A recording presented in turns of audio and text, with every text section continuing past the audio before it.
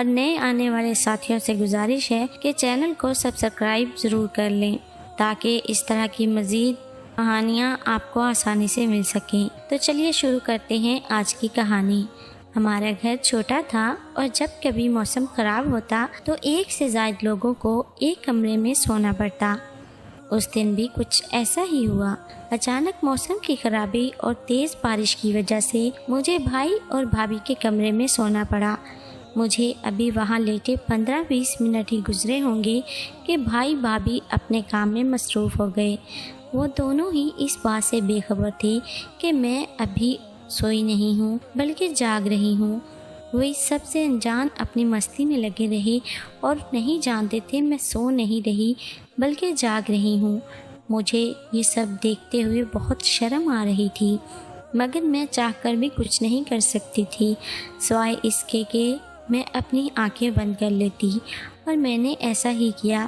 اب آنکھیں بند کرنے سے وہ منظر تو میری آنکھوں سے اوجھل ہو گیا، مگر بھابھی کی عجیب و غریب آوازیں ابھی بھی میرے کانوں میں سنائی دے رہی تھیں۔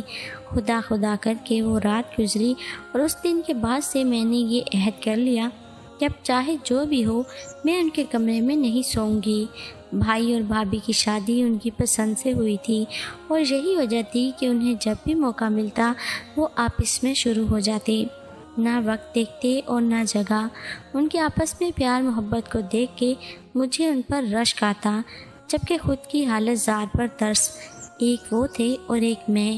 میرے ماں باپ نے میری پسند جانے بغیر مجھے زبردستی ندیم کے ساتھ بیاہ دیا تھا، جبکہ عمر سے پیار کرتی تھی اور اس سے شادی کرنا چاہتی تھی، مگر ماں باپ کی ضد کے ہاتھوں مجبور ہو کر میں نے ندیم سے شادی کے لیے ہاں کر دی۔ شادی کے بعد ایک دن بھی ایسا نہ گزرا ہوگا جب ہم دونوں میاں بیوی میں لڑائی نہ ہوئی ہو۔ وہ مجھ سے پیار کرتا تھا مگر یہ میرا مسئلہ نہیں تھا، کیونکہ میں اسے پیار نہیں کرتی تھی۔ میں نے شادی کے 2-3 ماہ تک تو اسے شوہر ہونے کا حق نہ دیا۔ وہ جب کبھی بھی میری قریب آنے لگتا میں اسے کھری کھری سنا دیتی۔ وہ اپنی طرف سے پوری کوشش کرتا کہ میں خوش رہوں، مگر میں اس کی ہر کوشش کو جان بوجھ کر ناکام بنا دیتی۔ وہ صبح کام پر جاتا اور رات میں گھر واپس آتا۔ میں نہ اسے صبح کا ناشتہ دیتی اور نہ رات کا کھانا۔ وہ چپ چاپ بغیر شکایت کیے یہ سب برداشت کرتا رہا۔ اس کے جانے کے بعد میں پورا دن عمر سے فون پر باتیں کرتی رہتی۔ ندیم یہ بات جانتا تھا کہ میں کسی اور کو پسند کرتی ہوں اور اس سے فون پر رابطے میں ہوں، مگر اس نے کبھی ایک لفظ نہ کہا۔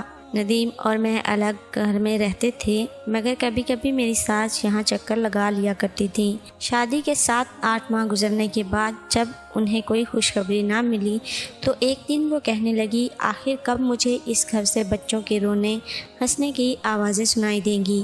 اور وہ کہاں جاتی تھی کہ ہمارے بیچ کیا چل رہا ہے؟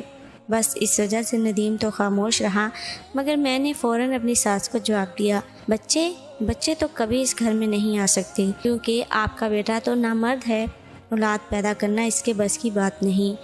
یہ سب ندیم کو غصہ دلانے کے لیے کہہ رہی تھی تاکہ وہ مجھے طلاق دے دے اور میں عمر سے شادی کر سکوں۔ بس پھر کیا تھا، میری بات سنتے ہی میری ساس غصے میں اٹھی اور کچھ بڑبڑاتی ہوئی اپنے گھر کو چل پڑی۔ ان کے جاتے ہی ندیم نے ایک زوردار تھپڑ میرے منہ پر دے مارا۔ شادی کے بعد آج پہلی بار اس نے مجھ پہ ہاتھ اٹھایا تھا۔ آج پہلی بار اس نے اپنے شوہر ہونے کا حق جتایا اور مجھے یہ بتایا کہ میں نامرد نہیں ہوں۔ وہ غصے میں تھا اور میں سوائے رونے دھونے کے کچھ نہ کر سکی۔ وہ سب کرنے کے بعد وہ گھر سے نکل گیا اور جب واپس آیا تو نشے کی حالت میں تھا۔ اس دن زندگی میں پہلی بار اس نے نشہ کیا تھا، سگریٹ پی تھی، اور شاید اس سب کے لیے بھی میں نے ہی اسے مجبور کیا تھا۔ خیر، بجائے اس کے کہ مجھے اپنی غلطی کا احساس ہوتا، میں اور ضدی ہو گئی۔ وہ جب بھی گھر آتا تو میں اسے خوب لڑتی، خوب گالیاں دیتی، ہر وہ چیز آزماتی جس سے وہ مجھے طلاق دے دے، مگر وہ خاموشی سے میری ہر بات سن لیتا، میری ہر حرکت برداشت کر لیتا۔ وقت گزرتا گیا اور خدا نے میری گود ہری کر دی اور میں ایک بچے کی ماں بن چکی تھی۔ یہ وہ بچہ تھا جو میں کبھی بھی پیدا نہیں کرنا چاہتی تھی۔ ایسا نہیں تھا مجھے بچوں سے نفرت تھی، بچے مجھے بھی پسند تھے، مگر کیونکہ یہ بچہ ندیم کا تھا اس وجہ سے مجھے اس سے بھی نفرت تھی۔ اب میں ندیم کے ساتھ ساتھ اس معصوم کو بھی اپنے غصے کا نشانہ بناتی۔ ایک دن جب ندیم گھر آیا اور اس نے اپنے بچے کے ساتھ میرا برا سلوک دیکھا تو مجھ سے خوب لڑا۔ زندگی میں آج پہلی بار وہ مجھ سے لڑا تھا، مگر اپنے لیے نہیں بلکہ اپنے بچے کے لیے۔ ایک بچے کی ماں بننے کے بعد بھی میرے اور عمر کے تعلقات برقرار تھے۔ اس نے مجھ سے وعدہ کیا تھا وہ نہ صرف مجھے بلکہ اس بچے کو بھی اپنانے کے لیے تیار ہے۔ ایک دن میرا جانا بھائی کے گھر ہوا۔ بھابھی نے اس دن نیا جوڑا پہنا تھا۔ میرے پوچھنے پہ انہوں نے بتایا کہ بھائی نے ان کی سالگرہ پر انہیں تحفے میں دیا ہے۔ میں جلتی کرتی گھر واپس آ گئی اور ایک بار پھر اپنی بری قسمت پر رونے لگی۔ ایک بھابھی تھی جو نئے کپڑے پہنا کرتی تھی۔ بھائی انہیں ہر دوسرے دن کہیں نہ کہیں گھومنے لے جایا کرتے تھے، اور ایک میں تھی، مجھے تو 2 وقت کی روٹی بھی نصیب نہ ہوتی تھی۔ آج میں نے سوچ لیا تھا کہ جیسے ہی ندیم گھر آئے گا میں اس سے طلاق لے کر رہوں گی۔ میں بے صبری سے اس کا انتظار کرنے لگی، اور جیسے ہی وہ گھر آئے میں نے طوفان بدتمیزی برپا کر دیا۔ اس سے کہا مجھے طلاق دو، میں تمہارے ساتھ نہیں رہنا چاہتی۔ مگر وہ چپ چاپ کمرے میں چلا گیا اور وہاں بیٹھا رہا اور پھر باورچی خانے کا رخ کر لیا۔ اس کی حالت سے صاف ظاہر ہو رہا تھا محنت مزدوری کر کے آیا ہے۔ کپڑے دھول اور مٹی سے بری طرح گندے ہو چکے تھے۔ اس کی حالت دیکھ کے مجھے اس پر ترس آنے لگا، مگر پھر میں نے عمر سے کیے وعدے کو یاد کیا۔ وہ کافی دیر برتن ٹٹولتا رہا، مگر جب کھانے کو کچھ نہ ملا تو چپ چاپ آ کر چارپائی پر لیٹ گیا۔ میں نے اس لیے کھانا بنایا ہی کہاں تھا جو اسے ملتا، اور یوں اس رات بھی وہ بھوکا سو گیا۔ میں دل ہی دل میں سوچنے لگی کہ اگر اس کی جگہ کوئی اور مرد ہوتا تو وہ مجھے اب تک کب کا طلاق دے چکا ہوتا، مگر ایک یہ ہے نہ جانے کیوں اب تک یہ سب برداشت کر رہا ہے۔ خیر وقت گزرتا رہا۔ ندیم صبح جاتا اور رات میں تھکا ہارا گھر واپس آتا۔ میں اس کے لیے کبھی کھانا نہ بناتی۔ وہ چپ چاپ باورچی خانے میں جاتا، کھانا تلاش کرتا، مگر کچھ نہ ملتا۔ کبھی کبھار میرا بچہ کچا کھانا پڑا ہوتا تو وہ کھا لیتا، ورنہ سوکھی روٹی پر ہی گزارا کر لیتا۔ اس نے آج تک میرے اس رویے کی شکایت کسی سے بھی نہ کی تھی، نہ میرے ماں باپ سے اور نہ ہی اپنے ماں باپ سے۔ میں جب کبھی اسے طلاق کا کہتی تو وہ میرے آگے ہاتھ جوڑ لیتا، کہتا میں تمہیں طلاق نہیں دے سکتا، میں اپنے بچے کو بغیر ماں کے پلتا نہیں دیکھ سکتا۔ اس کا جواب سن کر میں بھی خاموش ہو جاتی اور یہی سوچنے لگتی یہ سب تو میرے سوچنے کی باتیں ہیں جو وہ سوچ رہا ہے۔ اگر وہ چاہتا تو مجھے طلاق دے سکتا تھا، دوسری شادی کر سکتا تھا، مگر بچے کی خاطر اس نے ایسا کچھ نہ کیا۔ خیر کچھ وقت ایسے ہی گزرا اور پھر ایک دن عمر کی باتوں میں آ کر میں نے ایک غلط قدم اٹھا لیا۔ عمر نے مجھے کہا تم اپنے بچے کو لے کر گھر سے بھاگ آؤ اور پھر ہم کورٹ سے خلا لے لیں گے۔ مجھے بھی اس کی بات ٹھیک لگی، کیونکہ میں جانتی تھی بغیر خلا کے تو وہ کبھی بھی مجھے طلاق نہیں دے گا۔ ندیم جیسے ہی کام پر گیا میں نے کچھ ضروری سامان اٹھایا اور عمر کے ساتھ چل پڑی۔ وہ مجھے کہیں لے جا رہا تھا، نہ میں نے پوچھا اور نہ اس نے بتایا، ضروری سمجھا۔ میرے نہ پوچھنے کی وجہ وہ اندھا دھند یقین تھا جو میں اس پر کرتی تھی۔ میں نے اس کا خود سے زیادہ یقین کیا تھا اور شاید یہی میری غلطی تھی۔ کچھ دیر کے سفر کے بعد وہ مجھے ایک گھر میں لے آیا، شاید اس کے کسی دوست کا تھا۔ کھانا کھایا اور کچھ دیر آرام کے بعد میں نے اس سے خلا کے بات کی۔ میری بات سن کر کہنے لگا ابھی تو آئے ہیں، کر لیں گے اس کا بھی کچھ۔ خیر میں خاموش ہو گئی۔ رات کو وہ الگ کمرے میں سویا اور میں الگ۔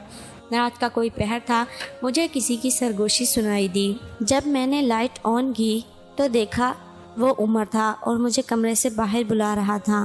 میں دھیان سے اٹھی کہ کہیں میرا بیٹا نہ اٹھ جائے۔ اس کا سر اپنے بازو سے ہٹایا اور پھر کمرے سے باہر آ گئی اور عمر مجھے اپنے کمرے میں لے گیا اور دروازہ بند کر دیا۔ میں نے سوالیہ نظروں سے اس کی طرف دیکھا کہ آخر یہ سب کیا ہے، مگر میرے اس سوال کا جواب اس نے جو مجھے دیا وہ بتانا ناممکن ہے۔ کمرے میں عمر سمیت اس کے 3-4 دوستوں نے مجھے آوارہ کتوں کی طرح چیر ڈالا اور میں کچھ نہ کر سکی۔ اگلے دن عمر نے مجھے دھکے دے کے گھر سے نکال دیا۔ کہنے لگا تم جیسی شادی شدہ ایک بچے کی ماں سے مجھ جیسا کنوارا تو کیا کوئی شادی شدہ بھی شادی نہ کرے، شکل دیکھی ہے تم نے اپنی۔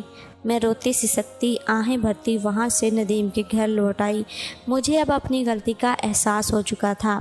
مگر شاید اس احساس کو ہونے میں بہت دیر ہو چکی تھی۔ جب میں گھر پہنچی تو وہاں لوگوں کا ہجوم تھا۔ آگے جا کر دیکھا تو ندیم اس دنیا سے جا چکا تھا۔ مجھے واپس لوٹنے میں بہت دیر ہو چکی تھی۔ وہ اب چین کی نیند سو چکا تھا۔ مجھے دیکھ کر ہر کوئی لعنت ملامت کرنے لگا۔ میرے گھر چھوڑ کر جانے سے ندیم کو ایسا صدمہ پہنچا کہ وہ برداشت نہ کر سکا اور اس دنیا سے ہی چل بسا۔ اب مجھے اپنی غلطی کا احساس ہو رہا تھا۔ جو مجھے اس قدر پیار کرتا تھا اس کی قدر میں نے اس شخص کی خاطر نہ کی جو صرف میرے جسم کا پجاری تھا۔ میں نے ندیم کو دن رات ستایا مگر اس نے کبھی آہ تک نہ بھری اور یہ احساس میری ڈوب مرنے کے لیے کافی تھا۔ ندیم کی موت کے بعد آس پاس کے لوگوں سے پتہ چلا وہ کس طرح دن رات محنت مزدوری کرتا تھا تاکہ زیادہ سے زیادہ پیسے کما سکے، تاکہ میری ہر خواہش پوری کر سکے۔ اس کی موت کے بعد میں بھائی کے گھر آ گئی جہاں ہر روز مفت کی کمائی کھانے کے طعنے ملتے۔ دن رات نوکروں کی طرح کام کرنے کے بعد بھی ہزاروں باتیں سنائی جاتی۔ آج اپنے گھر اپنے شوہر کی بہت یاد آتی ہے مگر شاید اب بہت دیر ہو چکی ہے۔ اب میں اس کی آخری نشانی اپنے بیٹے سے بہت پیار کرتی ہوں اور وہی میری دنیا ہے۔ ناظرین، قدر کریں ان لوگوں کی جو آپ کی قدر کرتے ہیں اس سے پہلے کہ بہت دیر ہو جائے۔ ناظرین، امید کرتی ہوں آپ کو آج کی کہانی ہماری یہ ضرور پسند آئی ہوگی۔ اگر پسند آئی ہے تو کہانی کو لائک اور شیئر کریں اور چینل کو لازمی سے سبسکرائب کر لیں۔ ملتے ہیں ایک اور ویڈیو کے ساتھ، تب تک اپنا خیال رکھیں۔ اللہ حافظ۔